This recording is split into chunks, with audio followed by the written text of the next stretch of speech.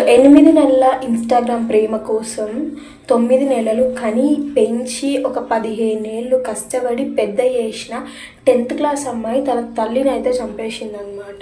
అది కూడా ఇన్స్టాగ్రామ్ ప్రేమ అంట. అది ప్రేమ అనరు, కామం అంటారు. అమ్మాయి వాళ్ళ ప్రేమ కథ అయితే వాళ్ళ ఇంట్లో వాళ్ళ మమ్మీకి తెలిసిపోయింది. 19th రోజు ఆ అమ్మాయి ఆ అబ్బాయిని తీసుకొని అయితే ఇంట్లో నుంచి వెళ్ళిపోయింది. వాళ్ళ మమ్మీ పోలీస్ స్టేషన్లో కంప్లైంట్ ఇస్తే 20కి మళ్ళీ ఆ అమ్మాయిని తీసుకొచ్చి పోలీసులు హ్యాండ్ ఓవర్ చేసిరు. అట్లయితే అయితలేదు, ఇట్లయితే అయితలేదు, మా అమ్మని చంపితేనే మన ప్రేమకి అడ్డు ఉండదని చెప్పేసి ఆ అమ్మాయి అయితే ఆ అబ్బాయిని బాగా రెచ్చగొట్టిందంట.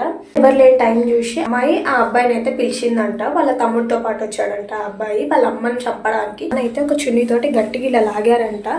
ఒక హాఫ్ అన్ అవర్ తర్వాత వాళ్ళ అమ్మ అయితే కొంచెం కదిలిందంట.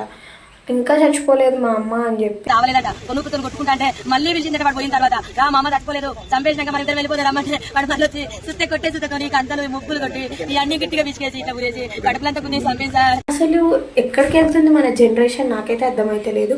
10th పాస్ అయినా అవ్వకపోయినా పిల్లలకు ఫోన్లు ఇవ్వడము, వాళ్ళకి స్కూల్లో ఐడెంటిటీ కార్డులు ఉంటాయో లేదో తెలియదు కానీ ఇన్స్టాగ్రామ్లో మాత్రం ఐడీలు ఉంటాయి. పేరెంట్స్ కూడా పిల్లలు ఏం చేస్తున్నారో కొంచెం గమనించుకోవాలి. వాడికి కేజీ కండలేదు కానీ ఇంత ధైర్యం ఎక్కడి నుంచి వచ్చింది?